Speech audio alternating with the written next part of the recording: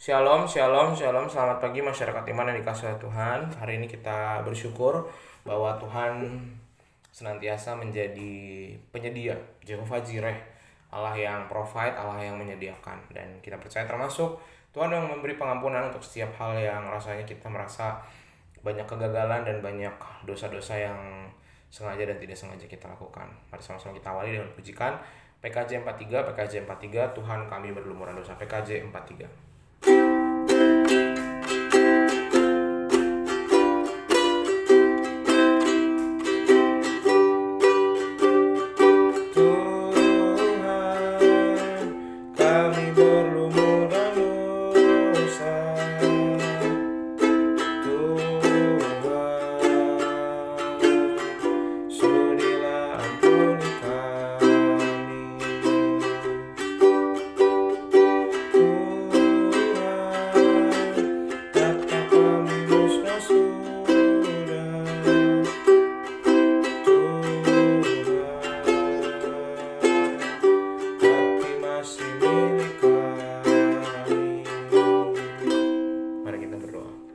Tuhan, terima kasih untuk kebaikan Tuhan dalam hidup kami. Kami bersyukur bahwa Tuhan memelihara kami.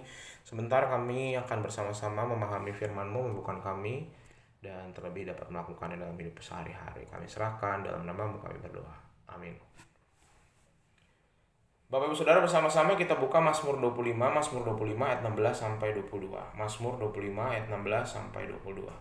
Mazmur 25 ayat 16 sampai 22. Mazmur 25 ayat 16 sampai 22, dengarkanlah sabda Tuhan. Berpalinglah kepadaku dan kasihanilah aku, sebab aku sebatang kara dan tertindas. Lapangkanlah hatiku yang sesak dan keluarkanlah aku dari kesulitanku. Tilitlah sengsaraku dan kesukaranku dan ampunilah segala dosaku. Lihatlah betapa banyaknya musuhku dan bagaimana mereka membenci aku dengan sangat mendalam. Jagalah kiranya jiwaku dan lepaskanlah aku. Janganlah aku mendapat malu, sebab aku berlindung padamu. Ketulusan dan kejujuran kiranya mengawal aku, sebab aku menanti-nantikan Engkau, ya Allah, bebaskanlah orang Israel dari segala kesesakannya.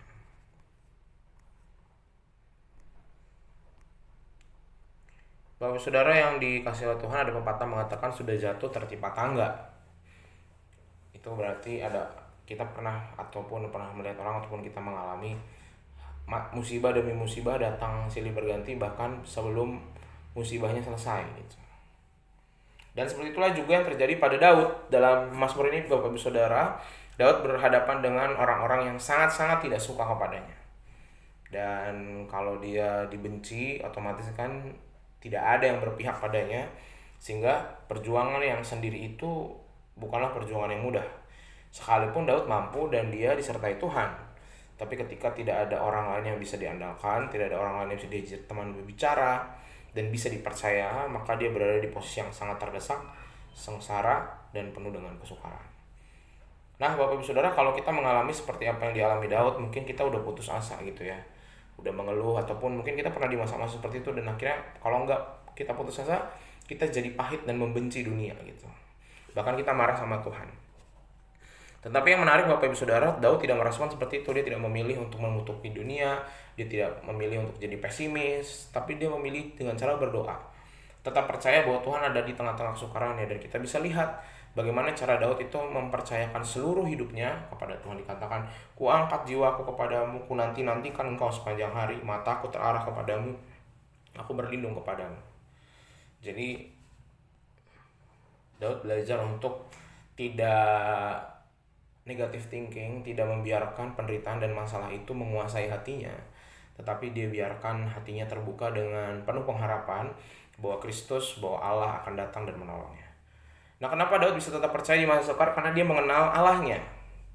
Jadi hanya orang-orang yang mengenal Allah yang melewati masa sukar tidak takut dan tidak gentar. Orang-orang yang gentar udah pasti gak dekat sama Tuhan, karena dia takut ya. Orang yang mengenal Allah, bahwa Tuhan adalah penyelamat, menyadari bahwa Tuhan itu penuh rahmat, kasih setia, kebaikan, dan bergaul dekat dengan orang yang takut dengan Tuhan, seharusnya kita menjadi orang-orang yang mampu untuk melangkah dan gak perlu lagi mengandalkan hanya kekuatan sendiri. Kepada Tuhan yang demikian Daud berseru. Di tengah-tengah kesesakannya dia mencari Tuhan, dia memohon pengampunan dari Tuhan dan berharap bahwa kekuatannya berasal dari Tuhan. Nah, sekalipun situasi hidup itu menyesalkan Daud, tapi Daud tetap percaya bahwa Tuhan yang menolong, karena tadi kedekatan dan pengenalannya dia akan Tuhan. Karena kepercayaan Daud itu dibangun di atas rasa percaya, asas rasa respect, rasa hormat, dan rasa kenal dengan Tuhan. Nah, saudara, dalam menjalani hidup ini, maka pengenalan kita terhadap firman dan kepada Tuhan itu menjadi dasar yang paling penting. Jadi kalau disuruh baca kitab tuh bukan klise. Saya juga dulu ketika muda, ngapain sih baca kitab, baik gitu ya. Tapi setelah hidup sampai hari ini, ternyata baca kitab supaya kita diingetin terus, ya tahu Tuhan kita kayak gimana, tahu Yesus kayak gimana. Cuma kadang masalah-masalah itu membuat kita nggak ingat bahkan satu patah kata pun dari Alkitab, saking sibuknya dengan masalah, dan itu mengisi kepala kita. Nah, sekarang kita sama-sama bahwa mengerti bahwa harus mengenal Tuhan, harus dekat, supaya diingetin terus bahwa jangan khawatir, jangan takut, berjalan dalam anugerah Tuhan. Semoga Tuhan memampukan kita. Amin.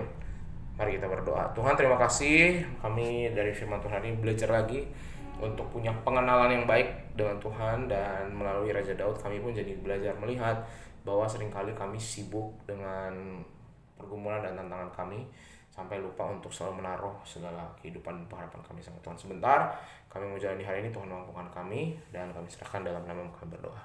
Amin. Selamat pagi, Tuhan Yesus memberkati, tetap bersemangat.